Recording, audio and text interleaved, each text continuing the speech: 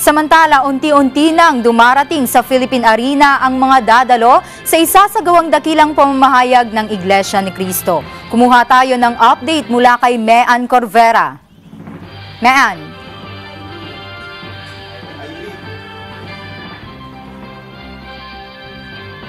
Kumuha tayo ng update mula kay Ailey Milio. Ailey.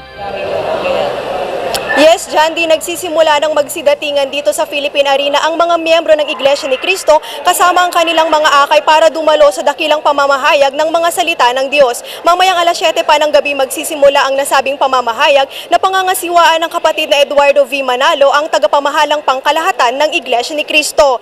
May nakausap tayo kanina ng mga miyembro ng INC na galing pa sa lalawigan ng Batangas at nagtungo dito sa Philippine Arena kasama yung kanilang mga akay. Karamihan sa mga akay ng INC members ay first time na makarating dito sa Philippine Arena, kung kaya lahat naman sila ay nagpahayag ng kasiyahan. Narito at pakinggan natin ang ilang bahagi ng kanilang mga pahayag. May kasama po kaming kapatid na may kapansanan. Tapos ito po may baby. Sinadya po namin dito kahit meron din po kaming sinasagawa ngayon na live doon. Pero dito po namin gustong pumunta, gawa nung gusto po nila makarating sa loob ng Philippine Arena. Masayang-masaya po, gawa ng yung mga hindi pa nating kapatid sa iglesia, pinaulakan po tayo upang makinig po yung mga totoong salita ng Diyos.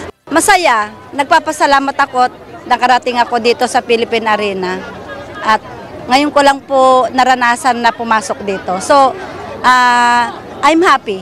Masaya kasi ngayon lang din ako nakapunta dito saka napakalaki pala. Maganda po. Okay naman po, masaya. Sana po maulit-uli. Kayo naman po. Okay po. Masaya okay naman po. First time. Okay po.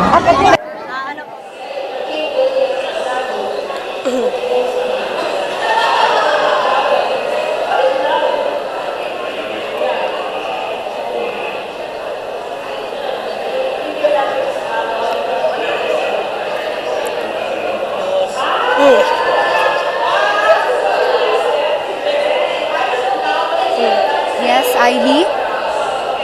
Yes, Jandy, hindi pa pinapapasok mismo dito sa loob ng Philippine Arena yung mga tao, kung kaya nananatili pa sila sa labas at naghihintay ng hudyat na sila ay papapasukin. Inaasahang mapupuno ng mga miyembro ng Iglesia ni Cristo kasama ang kanilang napakaraming akay ang 55,000 seating capacity ng Philippine Arena, kung kaya naglatag na rin ng mga upuan doon sa labas. May mga food stalls din doon sa labas ng Philippine Arena kung saan maaring bumili ng pagkain o anumang pamatid-uhaw yung mga dadalo dito sa malaking pagtitipon ng Iglesia ni Cristo. At yan muna ang latest, Jandy, at patuloy tayong mag-aantabay sa iba pang kaganapan. Ako si Ailey Milio, and I am 1 with 25.